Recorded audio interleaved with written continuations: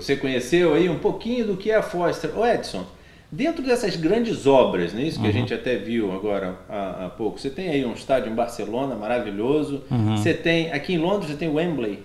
O Wembley Estádio de Wembley, estamos falando de estádios, Sim. Estamos falando de uma Copa do Mundo no Brasil que se aproxima. Existe já alguma aproximação da Foster com algum projeto no Brasil?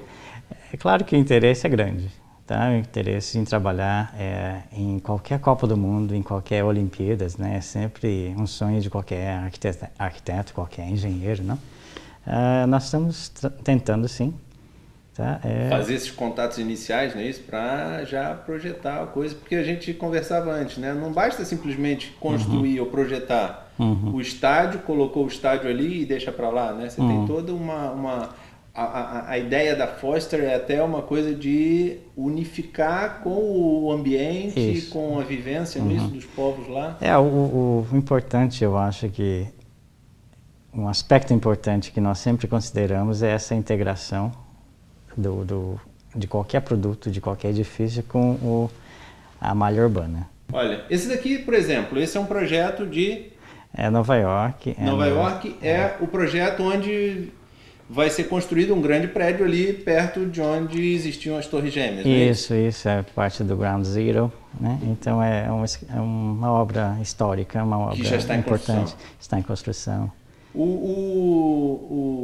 Você falava também dos grandes projetos na Ásia, né? Durante todo o período em que você esteve no Japão, os grandes projetos da Ásia, você deve ter participado de todos eles. Não é isso? Conta um pouquinho desse boom arquitetônico, não é isso? Com a Ásia. É interessante, né? Um aspecto da economia que dá um impacto na arquitetura, né? Um dia os Estados Unidos cresceu, todos os edifícios altos, edificações grandes eram americanos. De repente foi para a Ásia, né? E foi bem nessa época que eu estive lá. Então eu tive a oportunidade de trabalhar com edificações grandes, né? Começando com Dubai, não é isso? Foi o boom, né, inicial ali. Depois da Ásia, se mexeu até o Oriente Médio. Pois né?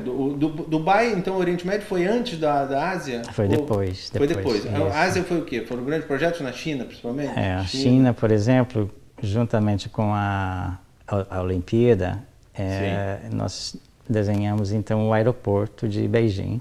Que parece uma das maiores obras, né? Eu entendo que é uma das maiores obras em tamanho, né? Do mundo, no momento, né? E a gente falava agora, e o boom atual? Onde é que está? Onde é que estão os grandes projetos hoje em andamento? Bom, eu acredito que países emergentes como a Índia, a Rússia até então, né? E o Brasil, né? Está se desenvolvendo muito.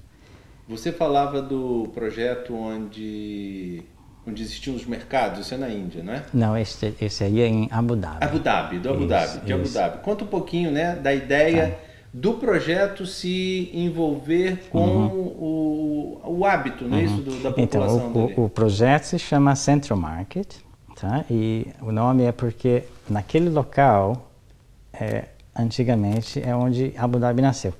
É onde se cruzavam as ruas e o mercado cresceu naquela região. O mercado popular, O mercado popular, uma feira, né? Então é o Central Market, é o mercado central. Certo. E a ideia foi desenvolver um projeto de estatura, de tamanho razoável, para que se trouxesse de volta aquela cultura do Central Market. Então, apesar de ter 3 torres, né, de residência, hotéis e escritórios, a base do terreno é dedicada ao shopping center, que é o market. Como se continuasse ainda o mercado como anterior, não é isso? Isso. Uma coisa interessante do escritório é buscar dentro do coração do local o que é importante e trazer isso e implementar isso numa arquitetura contemporânea. Então não é uma cópia do antigo, é uma cópia das tradições antigas. Então é o uso da luz, o uso do sombreamento, das texturas, do espaço, é um espaço estreito, né, os corredores estreitos, né? Principalmente na área do souk, que é o bazar, né? A ideia principal é que as pessoas se percam. Perfeito. Né? E assim que funciona uma cidade antiga, a Medina, né? E é isso que é interessante.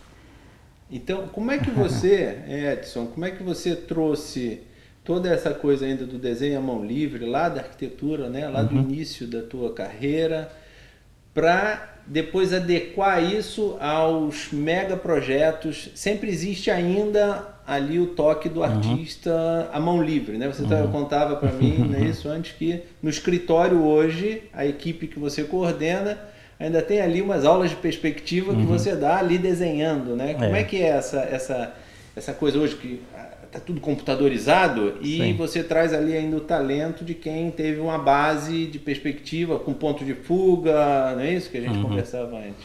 Bom, o lápis é uma ferramenta, né, da nossa geração, da minha geração pelo menos, né? Eu me considero um dinossauro aqui, mas eu acredito realmente que desenho com a mão é importante. O escritório acredita nisso.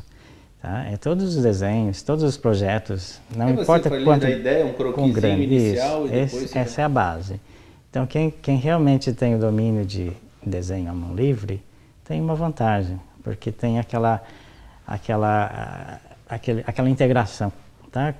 Colocar no papel um pensamento rápido, tá? E isso vai ser discutido com o cliente, e depois, então, vai ser desenhado no computador. Então, o computador é uma outra ferramenta, né? O computador é ferramenta, né? Mas, na verdade, a ideia é que a ideia e a verbalização da ideia, muitas vezes num croquis ou num desenho, ela é muito mais nítida para quem está ouvindo, né? Porque a ideia de quem é a forma é mais fácil, né? Eu estou com um pensamento, eu tenho que explicar isso de alguma forma, né? Agora, o computador é uma ferramenta muito importante, né? Então, não se pode separar as duas coisas. Nós não podemos polarizar, tem que trabalhar junto. Na verdade, trabalhar junto. Então, o projeto aqui, por exemplo, do Swiss Ray, que é o famoso Gherkin, aqui de Londres, né? Com aquele formato meio arredondado, sem o computador não dá para fazer, né? Aquilo ali é o projeto da Foster. É o projeto da Foster também. Bacana. Bom, a gente vai falar daqui a pouquinho, mas vamos fazer um rápido intervalo, mas o papo com o Edson continua, porque a gente vai querer saber dele agora, depois dessa vinda para Londres. O que tirou do Japão e o trouxe para Londres? Daqui a pouquinho, não sai daí, tudo a ver, volta já já.